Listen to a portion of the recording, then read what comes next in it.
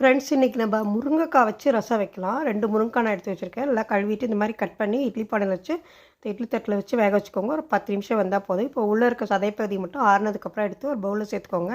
இதை ஒரு மிக்சர் ஜாரில் சேர்த்து ஒரு சுற்றிக்கோங்க. பல்ஸ் மோடில் சுற்றினா போதும். இப்போ நம்ம எப்போதும் ரசம் வைக்கிற மாதிரி தான் ஒரு கடாயில் 1 டீஸ்பூன் எண்ணெய் சேர்த்துக்கோங்க. கடுகு, உளுத்தம் பருப்பு, பெருங்காயம் தாளிச்சிக்கோங்க. ஒரு காஞ்ச மிளகாய் தாளிச்சிக்கோங்க. ஒரு 5 பல் பூண்டை தட்டிட்டு சேர்த்துக்கோங்க. இதுக்கு நான் 3 தக்காளி அரைச்சி வச்சுருக்கேன். அதை இதில் சேர்த்துருங்க. எலுமிச்சம்பழம் அளவு புளியை சேர்த்து கரைச்சி இதில் ஊற்றிடுங்க. தேவையான உப்பு, மஞ்சள் சேர்த்துக்கோங்க.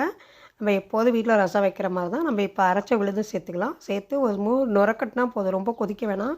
ரசம் கொதிச்சா நல்லா இருக்காது. சும்மா இது விழுதை சேர்த்து கலந்து விட்டு ரசப்பொடி 1 ஸ்பூன் போடுறேன். நீங்கள் மிளகு சீரகம் கூட போட்டுக்கோங்க. கருவேப்பிலை, கொத்தமல்லி சேர்த்து கலந்து விட்டு நல்லா நுரக்கட்டினோன்னே இறக்கி ஒரு பவுல் ஊற்றிக்கோங்க. சூப்பராக இருக்கும் இந்த முருங்கைக்காய் ரசம். இப்படி செஞ்சு பாருங்கள். பிடிச்சிருந்தால் லைக் பண்ணுங்கள், ஷேர் பண்ணுங்கள், கமெண்ட் பண்ணுங்கள், சப்ஸ்கிரைப் பண்ணுங்கள். தேங்க்ஸ் ஃபார் வாட்சிங். சூப்பர் ரசம், முருங்கைக்காய் ரசம் ரெடி ஆயிடுச்சு.